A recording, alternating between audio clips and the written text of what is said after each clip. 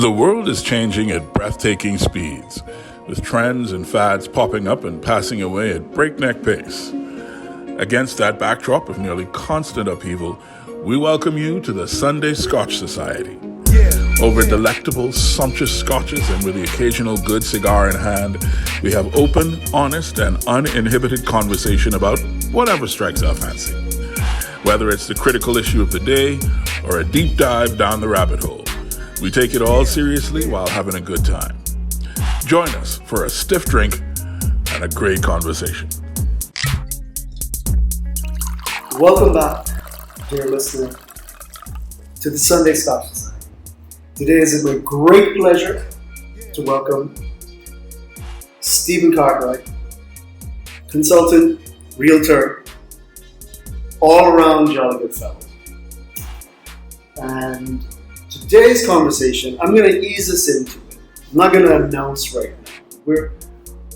This is round 2 for me and Stephen, talking about something that has been a long time coming for this show, but will be a recurring theme because one session is not going to do it. And the impact of this, I think, is underappreciated in the Bahamas. And while I like the subject, I think the importance of it is the main thing why I want to get started on this. Stephen, welcome to the Sunday Scotch Society. Thank you very much. Thank you. Thank you for that intro. And welcome to my co-host, the one, the only, K. Quincy Parker. Hello, ladies and gentlemen. Thank you, Quincy. one of the first live radio DJs the country had the pleasure. No, do not say that. Because ZNS was live long before 100 Jams. I was one of the first DJs on 100 Jams. One of the first live DJs on the free market airwaves. Yes, that's more appropriate. But moving along from such a sultry voice, let us get to the beautiful conceit of the show Quincy has created, wherein we sip a lovely beverage, usually a scotch, and after a few shows astray, we return with Quincy as the more experienced. Why don't you introduce this lovely little Right. I will.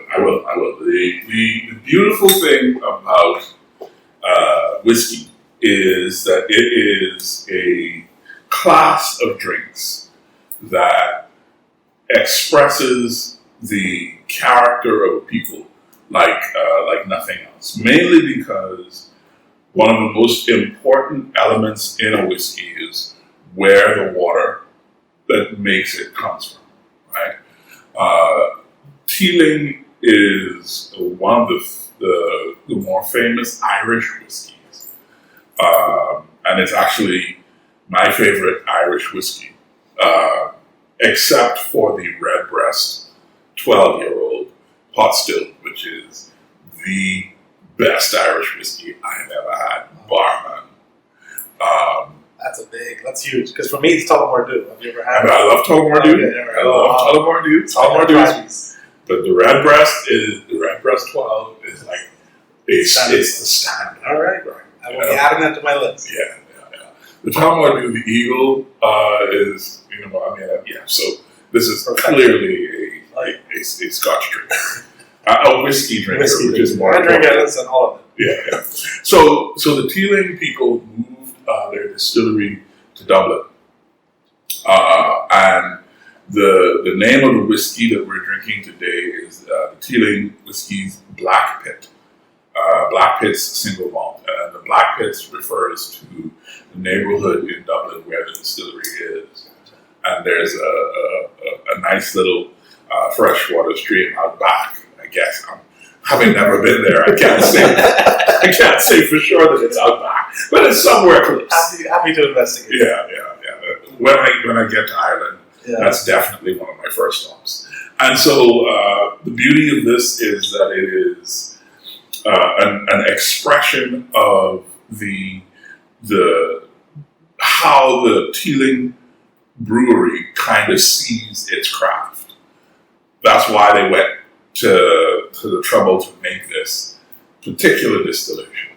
This is like their version of this is what we do. Okay. Yeah, and I love the the bottle is incredible, obviously, but what's inside it is supposedly, in my view, and I think it would be fair to say in Teeling's view as well, the best expression of their peated single malt whiskey. So I will now do the thing, and I will now do the other thing. Oh, yes. Thank you, sir. And the yes, Thank you. and the nose is still. The peat comes through after, in my view, after the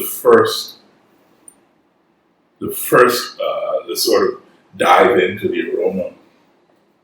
The first thing I get is the candy, and then the peat comes through.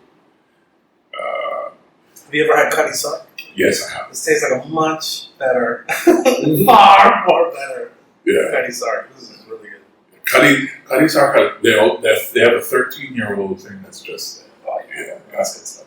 But yeah, I agree. This is... That's interesting. The earth of the peat is more forward for me.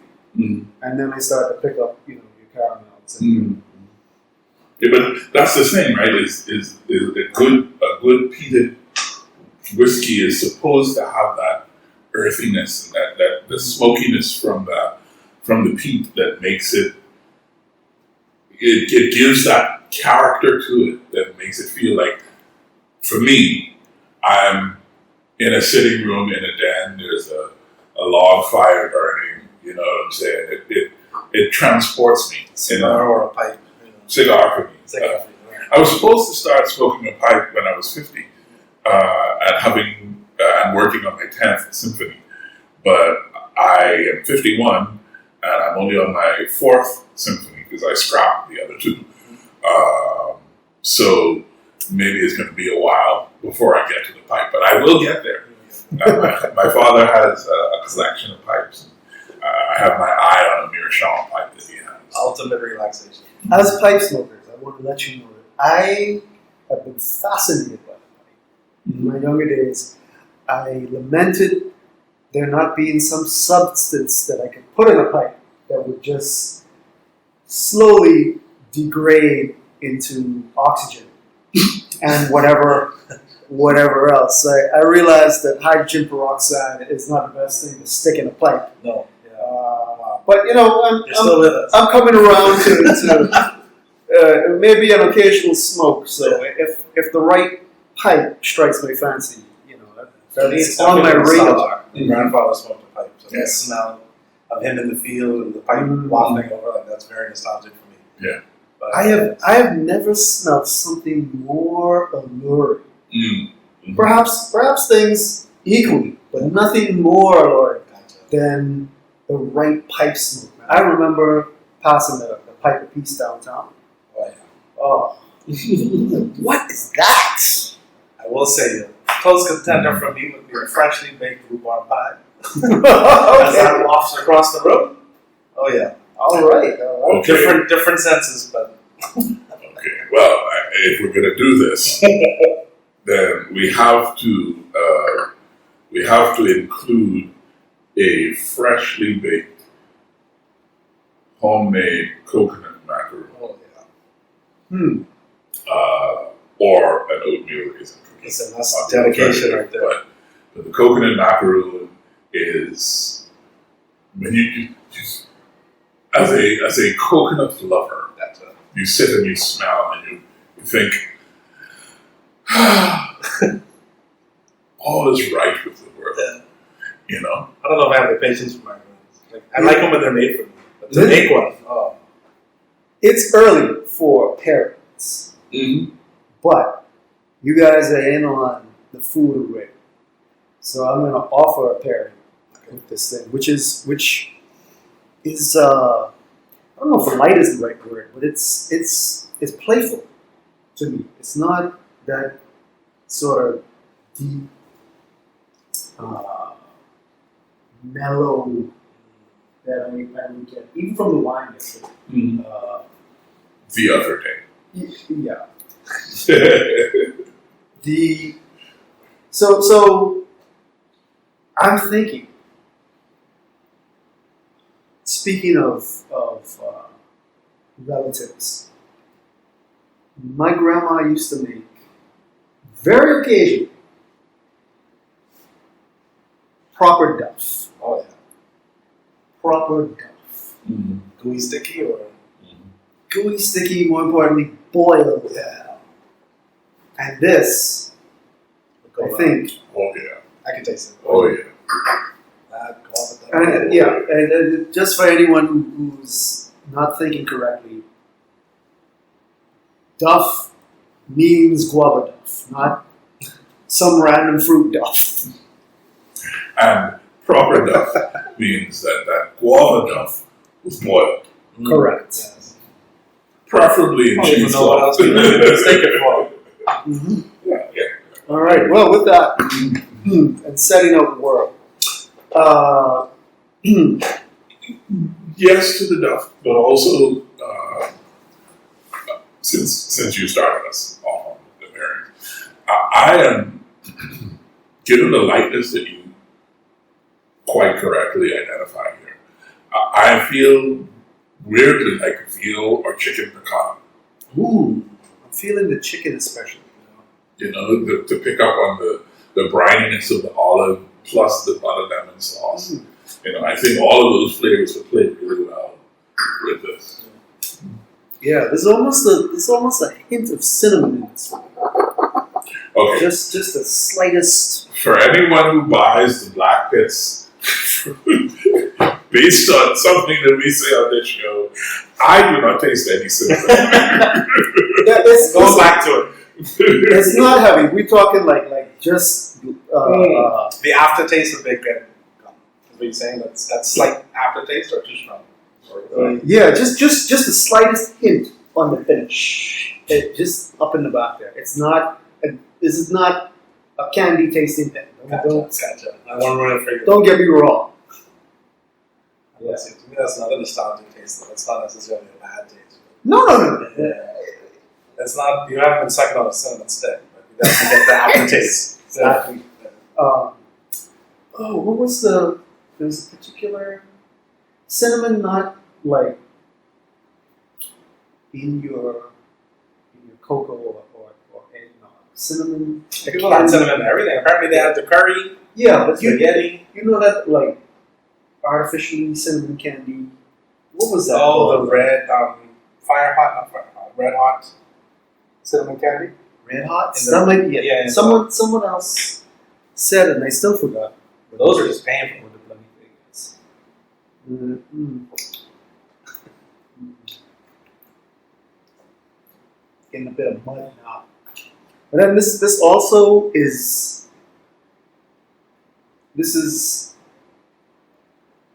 evaporated out of it. Yeah. And this bottle is sat for a while. So it's definitely not what you would get when you I'll definitely be looking for it. That was a very good sip. I haven't had whiskey in a minute, so. Where were we? You don't taste any cinnamon. I don't. And then the aftertaste of Big Red Gum, I also don't taste. But maybe that's because it was pointed out why you left that this is an air out song. So perhaps the initial taste is going to be a little different. Well, there's also a possibility that it might have something to do with the fact that I'm not from Long Island. Fair, very fair. Maybe that's Our taste buds are just, different. Ladies and gentlemen, we're going to get to that conversation eventually on this podcast. However, I'm just gonna slip to the side, let the one slide by, glance off. Listen, I take it as a compliment. Whatever is meant for ill from Long Island, we turn it into good. No, listen, I love Long Island. I'm a huge fan. Team fifth. Beyond that. You were about to say that. No. Bit woody now on the final bits of the finish, I think. Okay. No? Yes. I'm getting that. I'm not disagreeing with the thing you said. Everything is yay and amen. Everything is yay. Oh, wow. Okay, all right. I need some yes men in my life, man. Mm-hmm. So, Well, I mean, speaking of power. Siri would be a good yes man. So would Alexa. Yeah, speaking of power. And so would ChatGPT. Stephen, tell me, straight up, what do you think about AI? Like I told you in the chat, I don't know cuss about cuss, but I am interested to see where it's going to go. I think it's inevitable, whatever is going to happen. I think there are people who are calling for stop measures to be put in place, and I think there are ways to maybe slow it down for a while. Right. But based on the people who are the experts, the people who built this device, it's been around a lot longer than we think. It's not something new. It didn't pop off with ChatGPT. It's been out for at least, I think, 13, 15 years. And most of what we do is already run by AI, right down to using your phone every single day, Siri, Alexa, all of those things are powered by AI. There's not some employee in the back answering your questions. But I'm not in one camp or the other. There's two main camps I see right now, pessimists and optimists. Mm-hmm. I think those are two extremes. I was more in the pessimist camp when I first started learning about it, I think as most people are. But I'm more hopeful. But the reality is whatever is going to happen is going to be caused by humans still anyway, whether we use it for good or for bad. So it's really up to us. That's why I don't think it's going to slow down. No company is going to willingly take a loss. They're going to keep ramping it up. As we saw, ChatGPT was launched and then Bard launched. Bard had been ready to go for a long time. According to Mo, they didn't launch it because they were trying to answer the question, do we have the power and the authority to tell you the truth? Mm-hmm. It's not like Google searching something. When you respond or ChatGPT responds to you, it's telling you just one answer and you're supposed to take that at face value. And that could be incorrect information because it's still pulling it from inputs. So, but like the Terminator scare and robots in your home, there's mixed camps there. There are people who believe in 2027 we'll all have a personal robot. Some say that's 50 years away. I'm not an expert. I don't know. The idea of having a personal robot excites me. I think having my own personal Jarvis, or I think I might name mine Alfred, would be a lot of fun. It'd make my life a lot easier. And cheaper than hiring an assistant who you still have to tell things. Like you can synchronize your life with AI in such a way that it really benefits you. But there are going to be bad actors out there. So I think it's right of these men to try to at least get more voices to the table. And I think people need to be more aware. It's going to impact you. It's going to disrupt things. And it's already begun disrupting things. So we need to be more aware. Not afraid. I'm not going to touch on religion. But this is an opportunity like the internet to learn about it, embrace it, and reject what you don't want and embrace what you need. There is this year was interesting in the AI world because of the testimony before Congress by Sam and the crew who felt some kind of moral question about how fast AI is growing and how fast it's learning and the potential that it has to achieve not sentience, but the next best thing, I suppose you could call it. And so even before we started talking, before we started recording, I'm going to tell a story about potassium, right? And in high school chemistry and physics, one of the things that they do to keep you excited as a child is they tell you, toss this potassium in that beaker of water and watch the explosion, right? They don't tell you that it's going to explode, right? They just tell you to put it in the water and watch the reaction. And the reaction, based on the size of the piece of potassium, is a nice little whatever, nice little flash, right? Enough for a screen. Yeah. However, if you give a child a hunk of potassium the size of their fist and a bucket of water and say, do the same thing, or I suppose to be more accurate, if the child gets her or his hands on, rather than maybe the teacher actually giving the child said fist-sized chunk of potassium, then the explosion is concurrently bigger, and it's, to me, that's what the AI chest pounding and face fanning is all about. It's we wanted to do something extraordinary, and now the reaction, the effect of it is outside of our expectations. So I'm gonna push back on you a little bit here. you can. You'll be wrong, but you can. Well, we shall see, because I want to ask, how is it not the teacher giving the child, if not placing it in their hand, then at least leaving it out, knowing that the child can and probably will get their hand on a huge chunk, and leaving a bucket around full of water? Well, Because these tech companies, right, have taken slightly different positions. Google famously, amongst their purchases in the AI space, is DeepMind, one of the very early leaders. One of the first on the gate. Yeah, and they've been holding back. No, they're way beyond where we're at right now. There are reasons, not just their care for us, Right, as to why they were late releases, but at the end of the day, they see these tools as a boon to their business positions. These are going to become available to people, and they did not seek oversight early on before these releases. It's just now people are up in arms.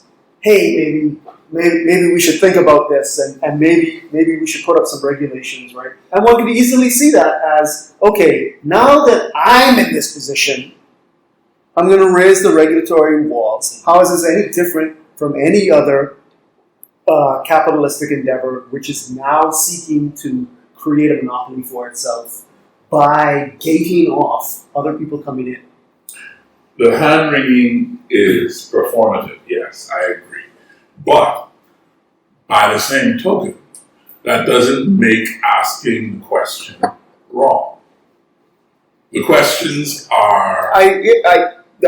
Don't straw man me. I was going to say two things can be right at once.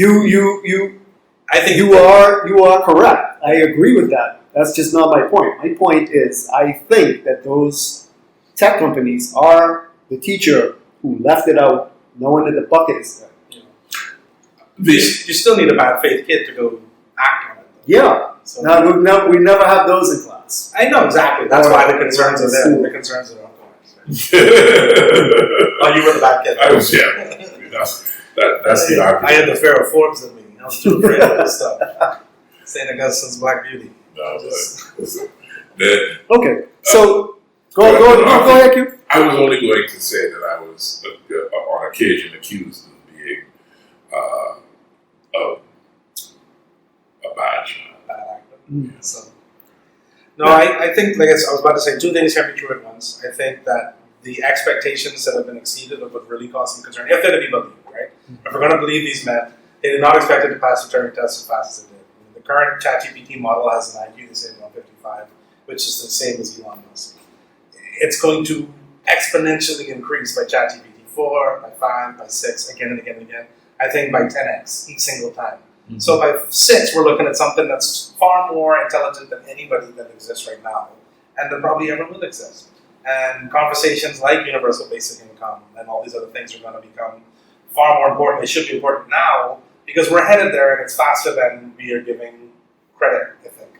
I think it's going to be in our lifetime versus 50 years from now that doctors, lawyers, paralegals, teachers are going to be out of a job. Okay. So we're gonna get there real soon. Yeah.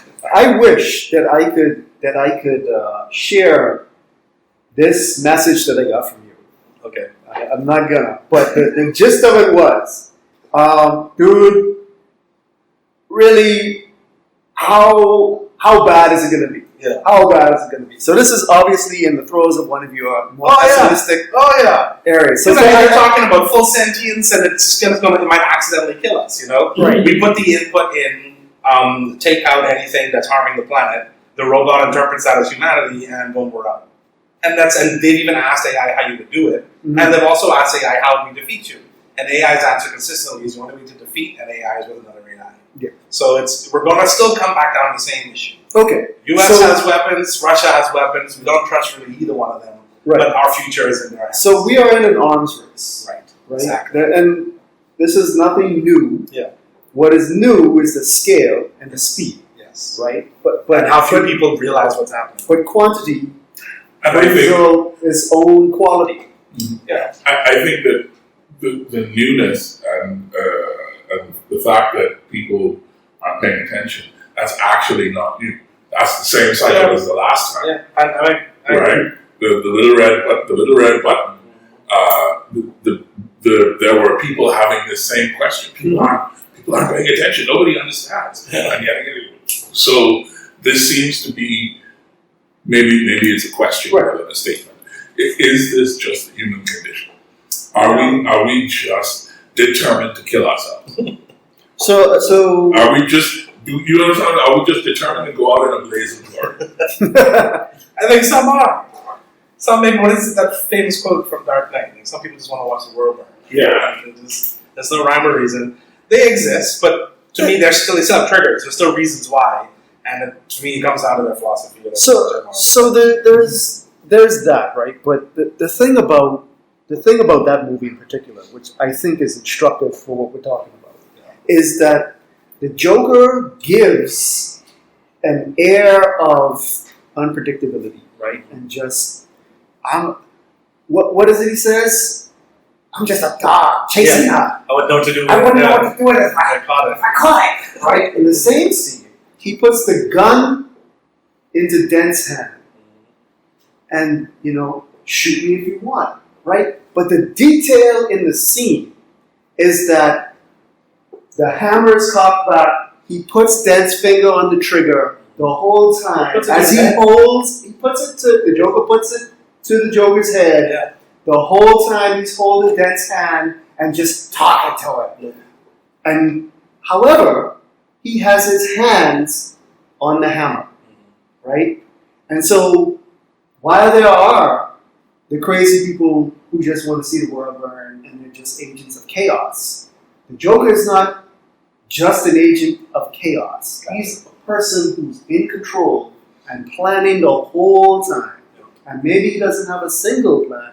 He has a bunch of contingencies that he's mapped out. He knows what the various end games can be. Now, why is that important? Please, tell me why. Because, as he said, you'd be surprised what a little bit of gasoline and what was it, some C4 or dynamite or whatever, right, can do. One person could do some serious damage if they're more than just a dog chasing a car. I got you. Okay? Portraying as And now we've moved from gasoline. We had some serious damage done by fertilizer in the past. We had to regulate against that. Nukes were in the mix, right? Here's the thing about those things. Regulations can work a bit. The systems move slow enough that you can actually make regulations work, okay? Enriching uranium is not easy. This AI OpenAI is accessible for everybody. is available, right, but more scarily, right? The thing that both keeps them in check and yet increases the danger in the power and the power in individuals' hand is the open source. Yeah. So actually, the models coming out of Meta. So they said they were going to allow academic access. Someone leaked Llama. That's a model for people who don't follow this thing. The technicals are not that important, but it's this model that is called Llama.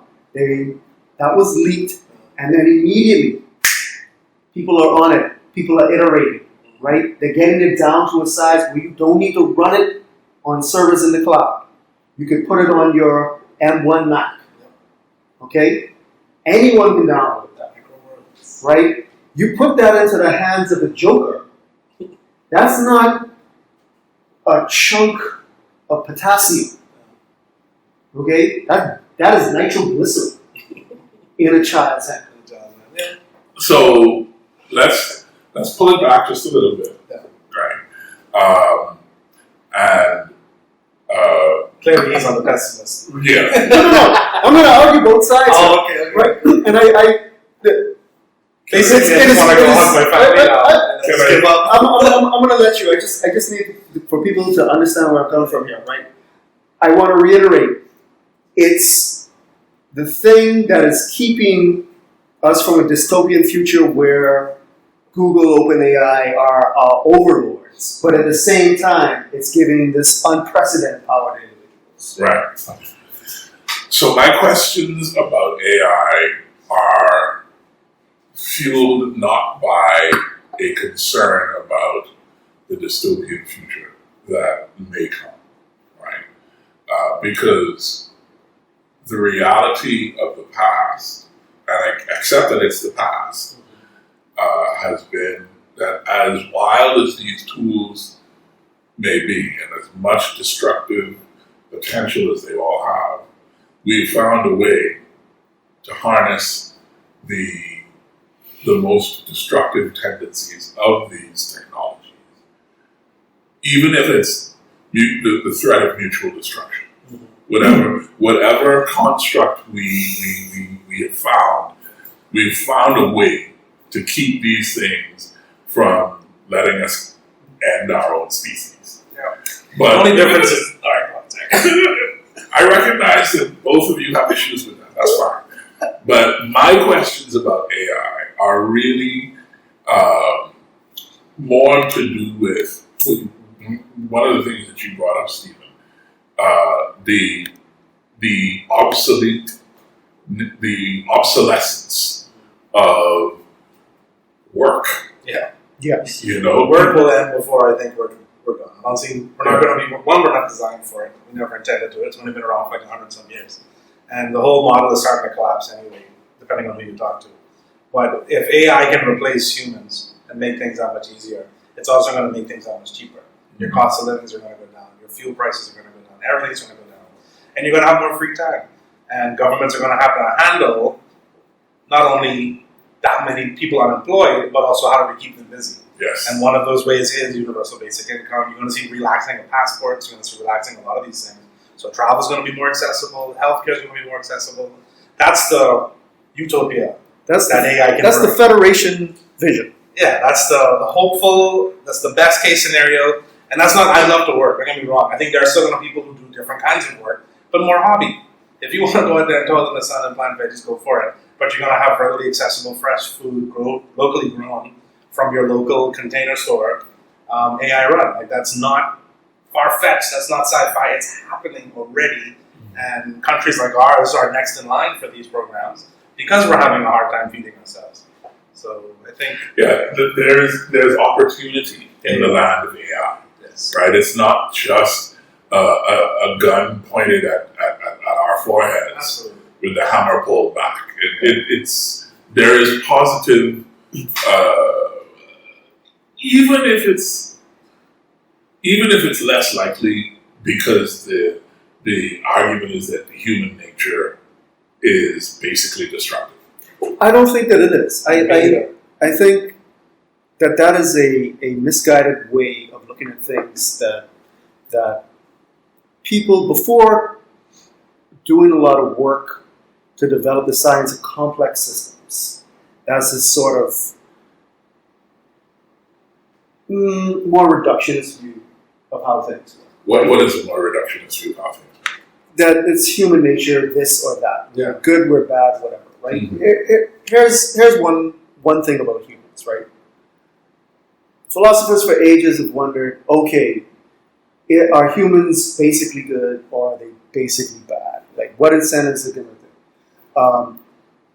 How is it that we get these instances where they're so ultra-violent and yet you have demonstrable altruism, right? And the fact is, right, and this is one of the very simple things. Humans are very good on one scale, in one context, with who they see as their people, right? And then to the outsiders, that's where most of the violence happens. Yes, you have crimes of passion, etc., right? But that's the main mechanism that's going on there. We're not one or the other. We're this in this context and we're this thing in this other context because we are systems that exist within a larger context. Yeah, I think the othering is what's killing us. It's the idea that we think one way and so everybody must think like us, and if they don't, then they must be evil inherently. And that could be someone who's religious or not.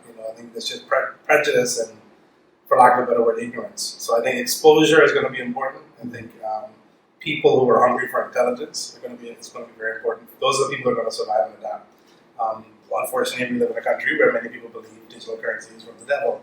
So there's going to be a lot of swift changes. Well, I would like on behalf of the I almost call them troglodytes. I would like on behalf of the people who you purport to. They're not the majority. There is nobody in the country who believes that digital currency is of the devil. Oh wow! I need to take you to Facebook. They I can take you to people. They may say that it is the New World Order. Absolutely. But they will not say that it is of the devil. So what do they mean? Oh, no. Awesome. What do they mean by New World Order? Okay, Quincy. I applaud you. I applaud you for not ingesting terrible media. But you're wrong on this one. That's wow. Listen, I would love, and I aspire to live in the Bahamas you live in. I aspire to live in the Bahamas. Wow. Because I've been to every island in this country. I even did some pre-scouting for canoe and for sand dollar. And I can most assuredly tell you, there is a large cross-section in this country that believe digital currency and credit cards are evil. They must fight to keep cash. I'm in the chat groups. I see what they say. Listen. I also have been to every island in this country. Yes. More than once. Yes, I accept that there are people who have serious reservations about digital currency and the even reservation credit cards. Yes. Yeah. Not all of them, but there are some. And they accredit it to the New World Order, they accredit it to the Book of Revelation, and they accredit it to the Mark of the Beast. That's what they told me. That's what they told me to my face. And I had to sit there with a straight face. So be that as it may, right? Yeah. I want to say one thing to Quincy's segue into positivity, right? Because I think we need to go there, right? Mm-hmm. But I do want to refute a particular view of we found a way. No, we stumbled into it, right? If anyone would go to Google or their more privacy-centered search engine of choice, right? The information on the almost complete nuclear warfare scenarios that happened multiple times over the Cold War will disabuse you of the idea that we figured it out, right? I disagree. And even though, right? Well, it's a survivor's bias in my view. And I've forgotten. Oh yeah, and on the case of mutually assured destruction, that actually is one of the good things, right? Weirdly, I agree that them grandstanding and even the build-up itself, but letting them know, listen, if you do that, we can do this, and we all dead. And as Sting said, I hope the Russians love their children too, and they did, right? And sure, it wasn't all roses out of that the military-industrial complex is not a beautiful thing, et cetera, right? But that was a Safe, stable solution. We safe though, so That was a stable solution. Fair. But the reason that was a stable solution is because it was too powerless. I think That is not the case with see, AI. I don't hate on. Okay, I understand the contrast you're making there. I just want to clarify one thing. Military-industrial complex, absolutely, some evils have happened, but without them, what's the alternative? Yeah, I'm not. Listen, Okay, all right, fair. from my perspective, Yeah. nothing in the world is good or evil, but thinking makes it so. And also depends on your context, and everything's going to have pros and cons. And that's the position that I come from. Fair. I have a okay. No absolutes. Fine. But I agree, it's not a yet. Yeah, that's not the situation that I am. Yeah. Wrong part. Yeah. So let's talk about positivity. You're going to kick us off here. I already did. I think AI is like any other new technology, scary because we naturally see the evil that men will do with it as a potential. But we can just as easily see, as Stephen has already pointed out, the amazing benefit that it can have, not just to your life as a community, but to you as an individual with an enterprise. Let's say you're a business person. If you are trying to get something done and you want to increase efficiency and thereby increase your bottom line and thereby be able to put your child through college, there's almost nothing like employing artificial intelligence in whatever way you can to increase the efficiencies in your business. I'm also excited for the creativity that's coming out. We have so many creative young Bahamians, and when NVIDIA launches their new platform soon, you're going to be able to do everything from start to finish, from thought to final product on one device, as one human being, sometimes just talking to your computer. But that's the tech they're coming out with. It's not going to be accessible to everybody right away. It's going to be very expensive. But as those things get cheaper and cheaper and cheaper, But because of open source, once again, right, there's a lot of competition. Yeah. And even now, you could string things together. Yep. Right? Yeah. So you go from a production that would take at least 100 people down to one that would take 10. Yeah. And, you know... I think that's when I wrote you, because I was looking at the strikes that were happening in the US. I feel like that's going to end in tears. I don't need actors or writers anymore. Right. ChatGPT can do it. Even though that is ended, right? That is a small... a sign of what's coming. Yeah. Okay, to take that example though, that's where a guy like me actually sees it as hopeful. Because the argument from the studio side was, listen, if I own your likeness, I can put your likeness in any of my properties going forward without having to recourse to you at all. Yep. And they signed that. the actors and writers said, "Oh, no, you must be crazy." Right? But the other side of the argument was there's a difference between no matter how much input you feed into ChatGPT, there's a difference between a script written by ChatGPT and a script written by William Goldman. Right? For now, maybe. No, and this is my point. My point is, for now, maybe. My ChatGPT 4? I don't know. But even if the artificial intelligence continues to learn at the rate that it's learning, the argument from the artist side is what makes art is not the tools that you use to make it.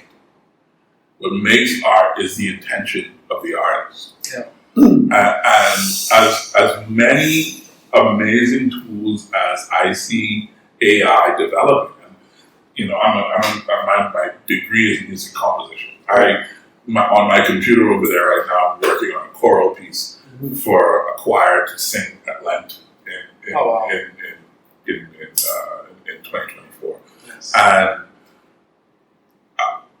what I am doing if I teach an AI, it could put the chords together.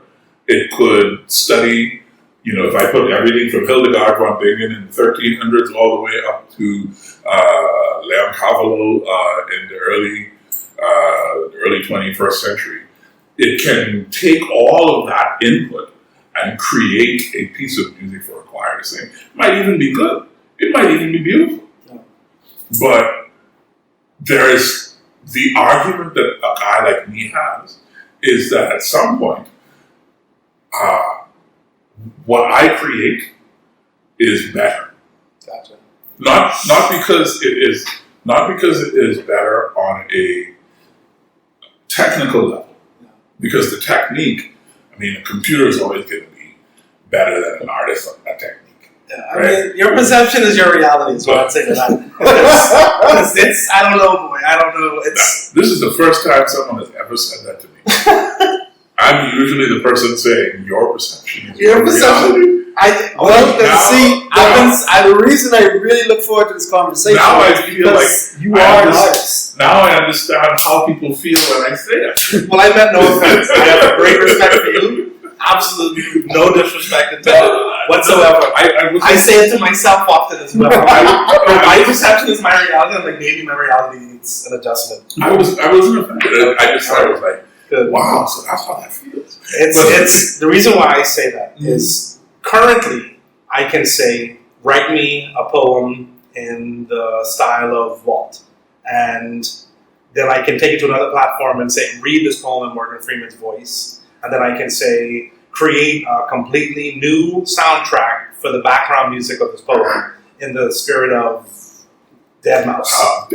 And it's done in seconds. And you, unless you are trained like you are, and I think this is my other point is going to be, there is going to be a point where you're his generation, we are the old heads, looking back at the younger ones, and they don't appreciate anything. They won't. There's already a major disconnect. Yeah. I love history. Still in my 30s, I don't know many of my friends that love history as much as I do. Right. And the point you make about the difference between the generational difference. I'm 51. I see it now. Yeah. There are people in my life. I went to Neil Simonette's recording studio in Stapleton, real time. Oh, yeah, I love it. Right? I just got to know him through Go Big Kids. Oh yeah. Shameless plug. Neil. People don't know who Neil is. He's so good. Yeah. Neil was a session player in LA, New York. He's toured the world with Leo Kutke and other people. He's phenomenal percussionist, right? He taught me the recording studio. Gotcha. That's where I learned that stuff. That's what turned me on to become a composer eventually. There's a journey there. But the work that I did, I remember one night, Neil and I, just 2 o'clock in the morning, working on a song, right? Mixing a song that somebody had recorded in the studio. Neil just turns to me and says, Q, a writer writes. And he turned back to finish mixing. Nice. And my brain was like blown into 6 million pieces. Because for whatever reason, that moment seared into my brain. A writer writes. See, I would love to, I wish it's when I wish I knew the future. I don't. So I'm no expert on this, like I said before.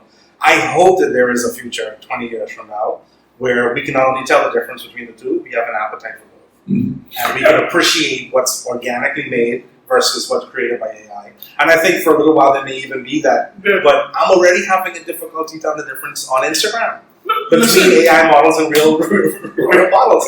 You can hardly tell the difference. And if that same, that's going to get better, and now I can interact with this person and talk to this person, and they're saying by 2027, purchase a silicone version that lives in my home and talks to me, bro. It's a completely different world that I don't even understand.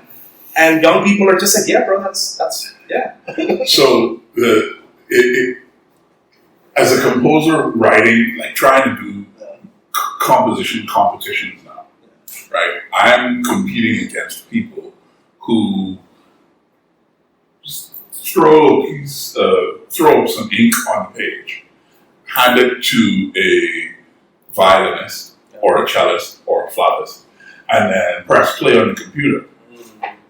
And they've instructed the AI in the computer to follow a certain set of commands as X, Y, Z happens, whatever the case may be. So they're already using AI in composition.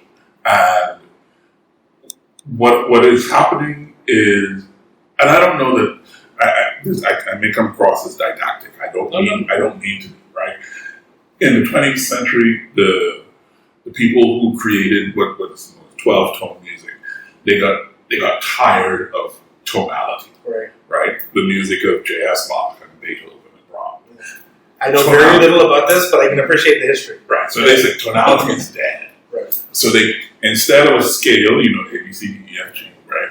They decided what we're going to do is we're going to serialize the elements of music, right? So instead of serialized pitches, A, B, C, D, E, F, G, what you have is one, so whatever, we can rearrange those pitches in whatever sequence we create, 1, 7, 3, 2, 1, 4, 6, whatever. This is the better music lesson that I ever got in my entirety of high school. At both Kingsway and SAC. I just want to say that. So they created a style of music that was purely academic, had no relationship to expression or emotion or even intent. They took all of that out of it because that was the language of tonality. And they wanted to create something new. And it lived for about 20 years in universities. When they tried to put it in concert halls, people were like, and now, in 2023, if you go to a concert hall and you pay $150 to sit your backside in the seat and listen to a symphony orchestra play, I guarantee you, you're not hearing no 12-tone music. You're probably going to be listening to Brahms or Mahler or Beethoven or something that was written 300 or 400 years ago. Gotcha. Because there's something about the intentionality of the artist using the tools that they have. That's why those things. People who are listening to Johann Sebastian Bach today.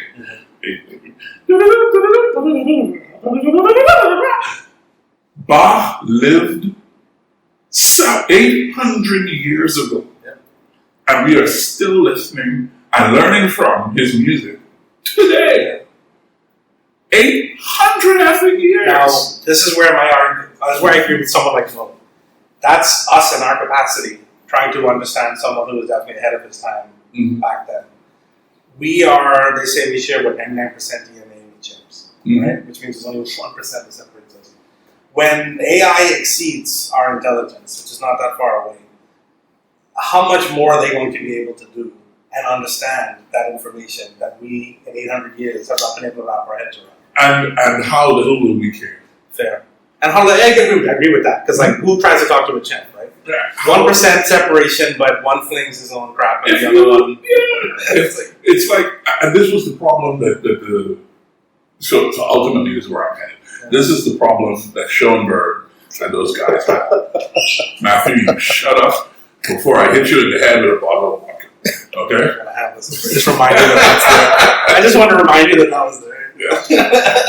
Get the weapons out of the way. Oh no, I may get the weapon out of the way. They created a style of music that was quote unquote ahead of its time. Wasn't even received well at its time. No, it wasn't, because it was a bunch of crap. Yeah. Because the point of it was not to be music. The point of it was to be different. Yep. Than the Gregorian chants that were played in the church. Right. Yeah. So if you want to, if that's your goal, not functionality, but purely new. Yes. That's delicious. Sorry, we spoke into whiskey. Yeah. We're on to whiskey number 2, ladies. This is the Basil Hayden small batch bourbon, and it is one of my favorites. It's not the best, but it's one of my favorites.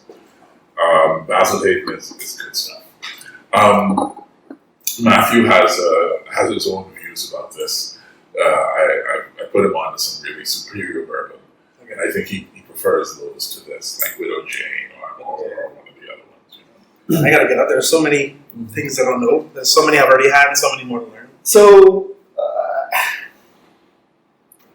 I think it's really interesting that you think that the point of being different is the point that anyone using or AI itself is making. Oh no! Please don't get me wrong. That's not. I'm not saying that AI is about just being different.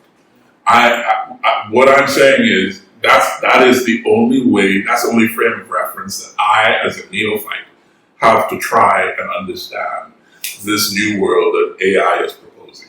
Yeah, I have a very good friend, mutual friend, William Simmons, in Harbor Island. He's the principal and owner at Harbor Island Green School. But he and I have this discussion often because he's a creative. I don't consider myself to be very creative, but I can appreciate good stuff, especially if it makes me laugh. But he's very creative. He writes poems. He's an artist. He teaches art.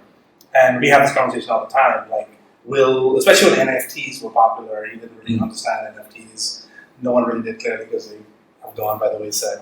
But my argument has always been AI is going to not only be able to do it better, we're not going to know the difference unless you are super trained. And even then, they're having difficulty. I think that's what's scaring a lot of these men. So it's no disrespect to the creatives. I think we're going to have even more creatives, hopefully, as jobs become something that we're not worrying ourselves with.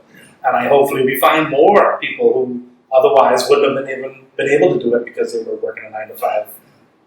Well, let's talk a little bit about. Sorry, go ahead and finish up. Last point is for a guy like me, whose career, my avocation is built on having learned a skill that will quite possibly become obsolete the more mature AI gets.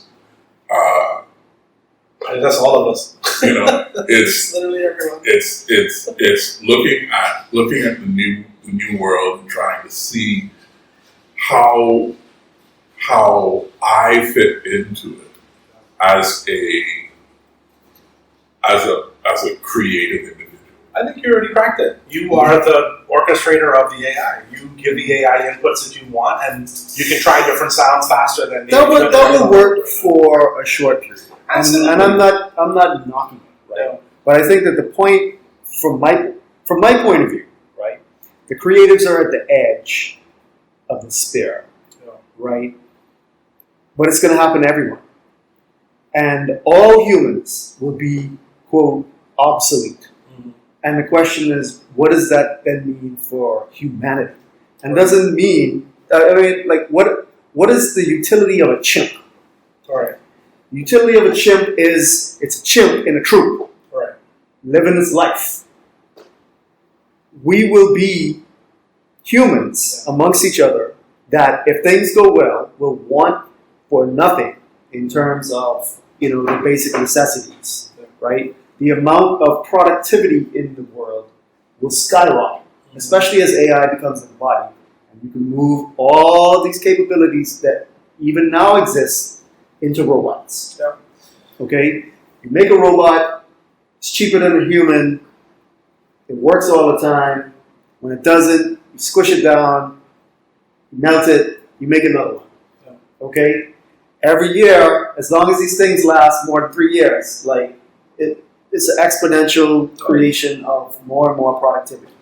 All humans will be obsolete in terms of needing them to run productivity, to run creating stuff. That doesn't mean that we shouldn't create. We are unique in this country where, one, we're going to be slow to adopt, I can guarantee you.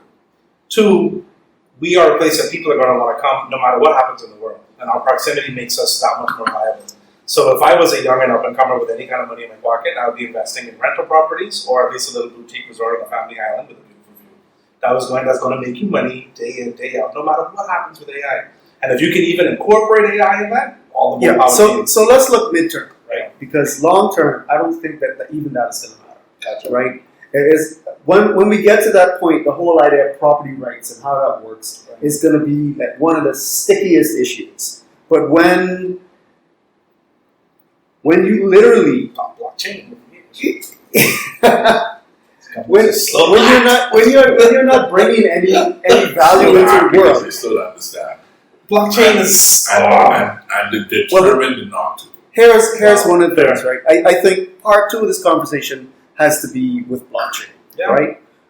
Because I'll just touch on the technicality of it, right? The whole benefit of blockchain, not the whole, the primary benefit of blockchain with AI is you need to keep a check on what the hell is happening, right? We need to have some truth in the world. And if all information is equal, that's not going to happen. So we need blockchain in there to be like, this came from that, we need this to go in source. here, etc. Yes. Right? Without that technology, which fortuitously came along before this AI explosion, then we're going to descend like.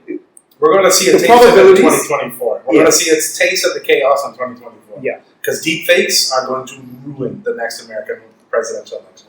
Well, yeah. Let's not talk about another apocalyptic That's one thing scenario. that scares me. Deepfakes to me, like Tom Hanks just came out obviously with his whole that was not me in that ad. We need to get a handle on this stuff. To me, the cat's already out of the bag. It's too late. Yeah. If I am working a campaign for either one of these presidential contenders, I'm already adopting AI every single day. I'm already writing speeches faster than I ever did. I'm already creating interviews and whatnot. I'm already doing research on my opponents. And you can cut your whole staff down to maybe 5 very gung-ho people who have an understanding of how to work this technology. Well, I don't want to scare people, so let's not talk about that in depth at the moment. Maybe you don't want to scare people. Oh, you thought the beginning was. No. Let's talk The about. scariest thing to me is the accidental killing of all humanity because they were trying to deal with like a bug or something. Yeah, that's Like that to me is like, oh. yeah. And they can do it like that. Yes. Like just that to me is the scary part. Well, here's the messed up part of that. The paperclip maximizer, which is what that is commonly referred to, is a problem that they've been thinking about for many decades. Yes. And And were we ready when the possibility of it actually beginning to occur? No, we're still here. Hey, this could happen. So this is why I focus on we'll be able to cure cancer in every single form. We'll be able to cure disease. well, let's talk about that. Even Right? the Amandas, those are right. We're going to increase life by 120 more years. Those are maybe midterm, definitely long term, like 100%. Right? If we eat right now and do a little bit of exercise, we will be around for these technologies to be available. I don't know if we can afford them before we die. Yeah. We'll see about that. That's- But let's talk about businesses. That's fine. That we can. I just want to plant a flag here and say I don't intend to die. See, I'm on the same page as that. I don't think death is something our generation will contend with. We may be just inside of it. We may just miss it. But if they are moving as fast, I mean, keep in mind, I grew up in a time where there was no smartphone, no cell phone. They existed, but they weren't public use yet. And I remember kerosene refrigerators. I'm not that old. In Long Island, we didn't have power or running water when I went up there in the summer. I remember lighting the kerosene pilot light. We've gone from that to the iPhone 15 Yes. in my lifetime, and I'm only 36. Anyway, so it's going to increase to me even more exponentially when AI comes more mainstream. Mm-hmm. So I think the Amandas might be a little out there. With I don't sentience disagree of- with that. There's some bigger macro stuff at play which just determines the speed of those curves, right? Mhm. But let's talk about the short term, right? You mentioned, Quincy, businesses. I did. Okay. I was silly to mention it with you in the room. No, I want to know from your perspective, like what are you most either interested in or you think is most impactful to smaller entrepreneurial ventures? Right. So one of the things that I think I've heard from the big shots, the successful people, over the course of the last few months, working more closely with businesses, years, I suppose, is this idea of the inculcation of standard operating procedures, right? Being able to, Matthew likes to say, have a repeatable set of actions that consistently lead to financial gain or whatever. Profit, yeah. Profit. Same thing. And I think that is one of the first places that a small business owner can employ AI in a sensible way. Just go to ChatGPT and say, write me up a set of SOPs for my business. Yep. And I'm using it for script writing. I mean, we had a Berkshire Hathaway conference in Vegas earlier this year, and I went to one of the breakout rooms, and it was talking about AI. And the gentleman opened the whole discussion with, if you have not incorporated AI or ChatGPT into your business model by today, please leave the class, you're ready, too late. And I was like, yeah, there's a room of like 300 people. Mm-hmm. And some people left, but a lot of people who stayed, he then proceeded to show all the different ways ChatGPT can improve your life and the importance of adopting these things, because it's not only, we're already behind the 8 ball. People are already using these, we don't even realize it, in so many different ways. And I don't know, I think in a country like ours where we are slow to adopt, even the most basic of banking services, I can't imagine us adopting this. And the problem is the right word? The challenge is that the people who do adopt it are going to be so far ahead. Yep, and then get frustrated by living here. Point. Another place outside of SOPs is marketing. Right, a small business can say very clearly. You go to ChatGPT and say, "Write me up a script for a 30-second ad for my whatever," and then take it to NVIDIA or one of the other video AI engines. Pop your script in there and say, "Make me a video." I would take it a step further. If I was a government of Bahamas right now and I had PMH as my purview, I was replacing as many of my surgeons as I could with robots. Artificially intelligent, powered robots who are not only more empathetic than most doctors now, they also are better at their job. I would adopt them, and I would save how much money? I think that's probably why he's not. Welcome here. I know. In charge of, I wasn't going to say in charge of PMH. But for me, my whole priority is better service, better accountability, better everything. That's not the standard most people choose to run their businesses by, and that frustrates me here. Mm-hmm. We should be looking at what's best for the consumer. And if what's best for the consumer is cheaper, better, affordable healthcare, that's also better for them. We should be adopting these things. They already exist. These robots exist. They're not beyond our reach. We could install one, just test it out then. Right. Test it out in the theater for 2 months. Okay, so I didn't want to go here in this conversation, but I do want to tease this a little bit. For every action, there's an equal and opposite reaction in classical physics. All right, Debbie Butler. Okay. But Oh no. Okay. Number one. Just a moment. Yeah. Do I look Possibly. Do I look like I'm going to say? I mean, listen. I am a Queen's College man. Ah, boy. How dare you? There it is. Those cut-ups all the years, they just never get over it. You know? How dare you? I'm kidding. I didn't even graduate from that. Let's move on. You went to Kingsway and to Side. I know, two. And you have the temerity. Two of the finest. The temerity education to sit in front of me and cast aspersions. How dare you? I have a great respect for the school. I do find it comical that we still talk about high school. It's hilarious. It's so funny in this country. Anyway, sorry, man, we cut you off. Equal opposite reaction in classical physics, right? But the thing is, number one, those are ideal scenarios. Number two, we now know that's not like the real picture of the universe, right?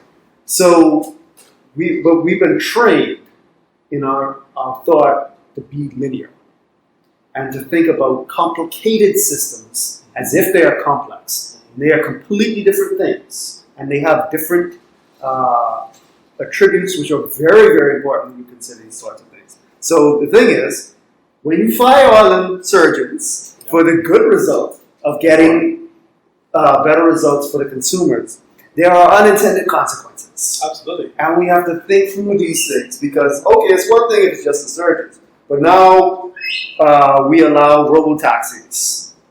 Mm-hmm. Man, well, first of all, that's going to be the hardest sell in this country because that's just I think as a the country, history. you can pick and choose too, though. Like if I was prioritizing things, the health and wealth of the nation is my top priority.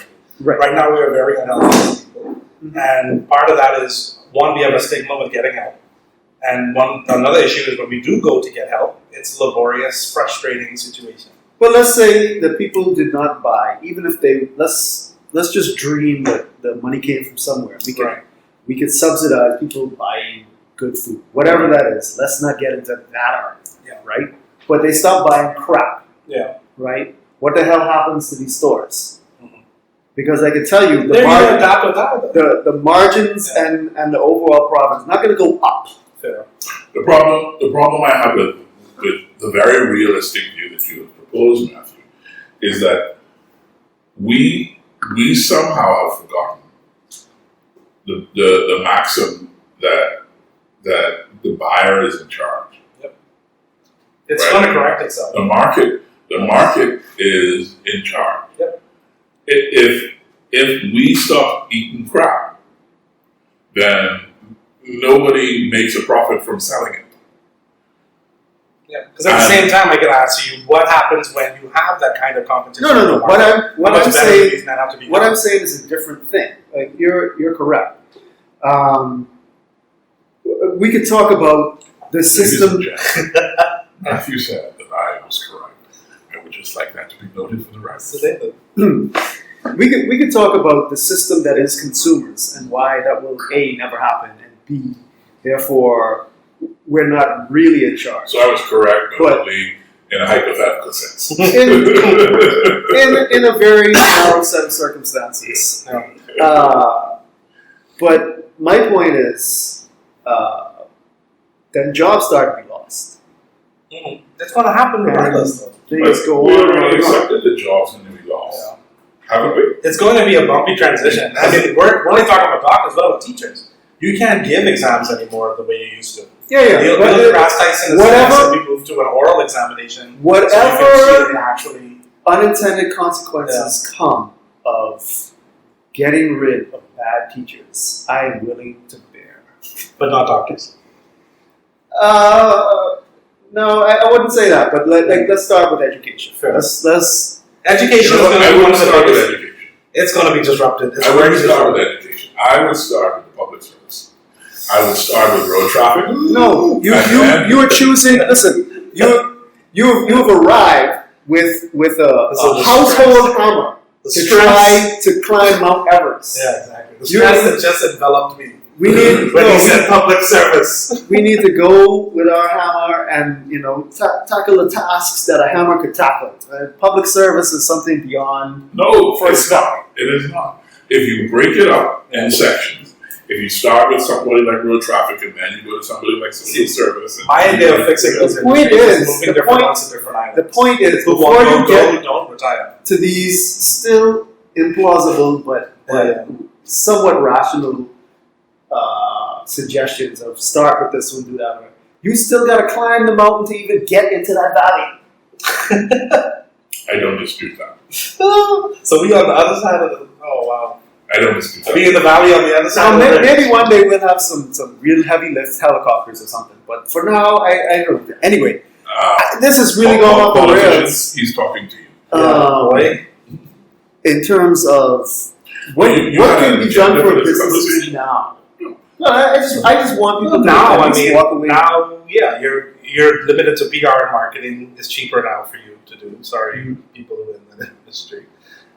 Video recording and video editing is going to be a lot cheaper for you if you adopt certain. I see CBS. I'll give them a shout out. I like CBS's approach to the market. They are very tech heavy and they are consumer driven. From what I can tell, I have a very good experience every time I go. Their platform is amazing. More businesses need to adopt that kind of model. There are wholesale companies whose names I will not call on radio that don't accept credit cards in 2023. That is absurd to me. So let's at least start there. And then you can have an entire POS system run by smart AI that's tracking everything in your warehouse. So your inventory is being taken care of at the very same time. There are smart SIMs you can put in onto stuff now. and new readers that allow you to read through waves instead of having to scan things. So you can just drive through your warehouse and do your inventory. There's new good tech out there that every business in this country could be utilizing, but we are slow to adopt. And I think part of it is because it's so expensive to do business here.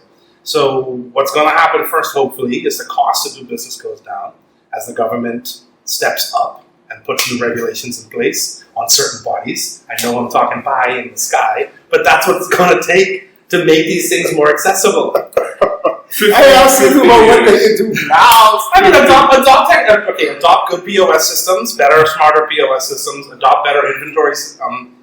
You can start there. In the schools, I would adopt programs that allow students to do a checklist via a tablet so that you can tell they're at least engaging with the information, and maybe switch to oral examinations.